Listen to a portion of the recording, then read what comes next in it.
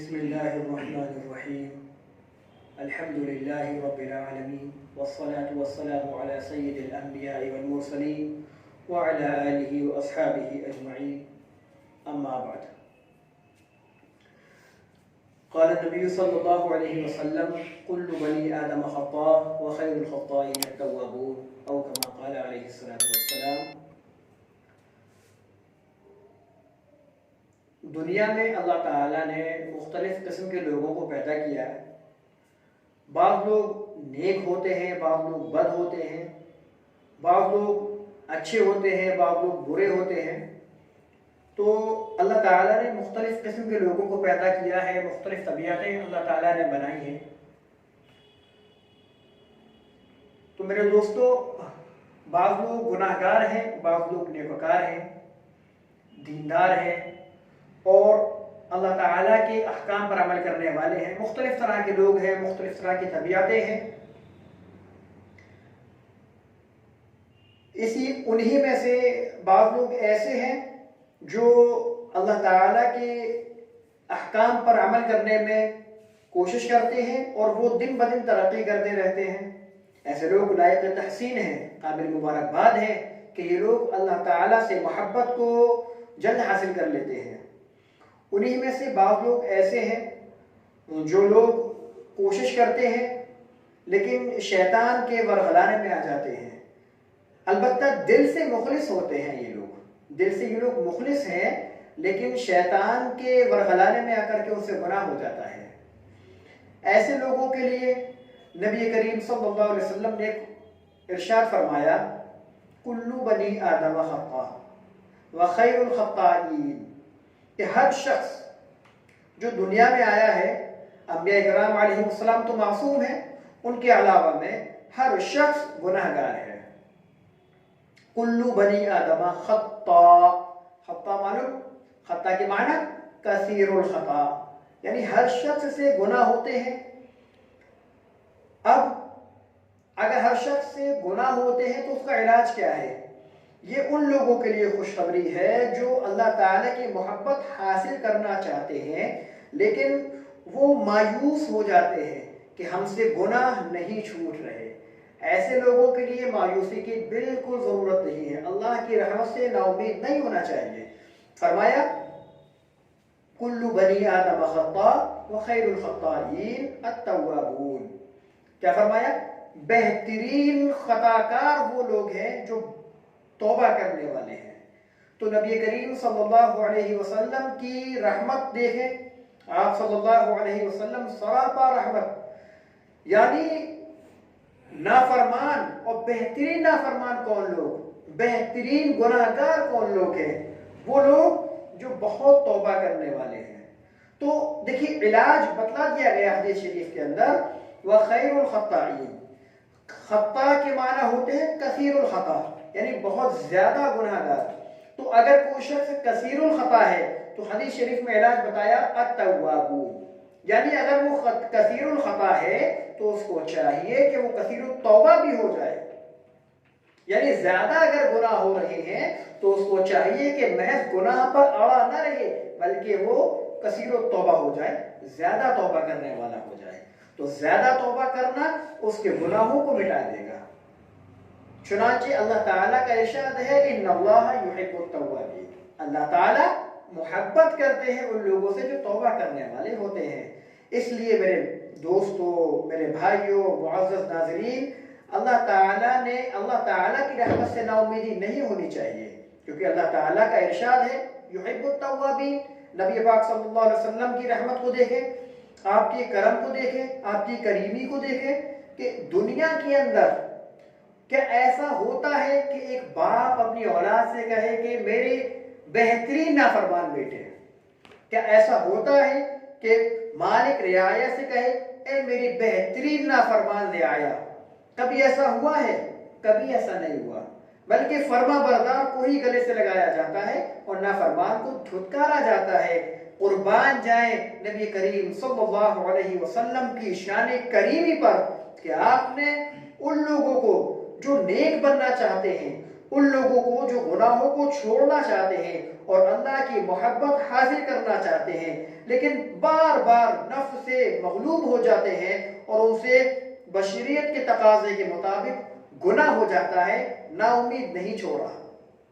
دیکھیے، ایک تو لوگ ایسے ہیں جو باقاعدہ گناہ کا پلان کرتے ہیں، نالائق ہوتے ہیں، وہ گناہ ان کو کرنا ہی ہوتا ہے، گناہ ہو گیا پھر گناہ کر لیا، پھر گناہ ہو گیا پھر گناہ کیا، پھر گناہ ہوا پھر گناہ کیا۔ ایسے لوگوں کے لیے تو اللہ تعالیٰ قہار ہے، جبار ہے، اور اس کی پکڑ سخت ہے اور اس کا عذاب سخت ہے۔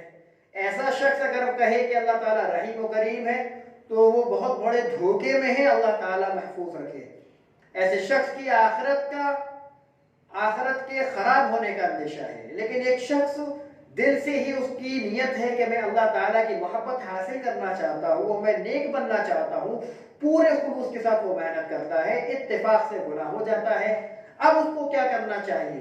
اس کو مایوس ہو کر نہیں بیٹھنا چاہیے، بلکہ اس کو دوبارہ توبہ کر لینی چاہیے۔ وہ یہ نہ سوچے کہ میں نے گناہ کیا، یہ 10 بار گناہ ہو گیا، پھر اب میں کیا توبہ کروں، 10 بار گناہ ہونے کے بعد پھر میں 11ویں مرتبہ توبہ کروں، پھر میں 12ویں مرتبہ توبہ کروں۔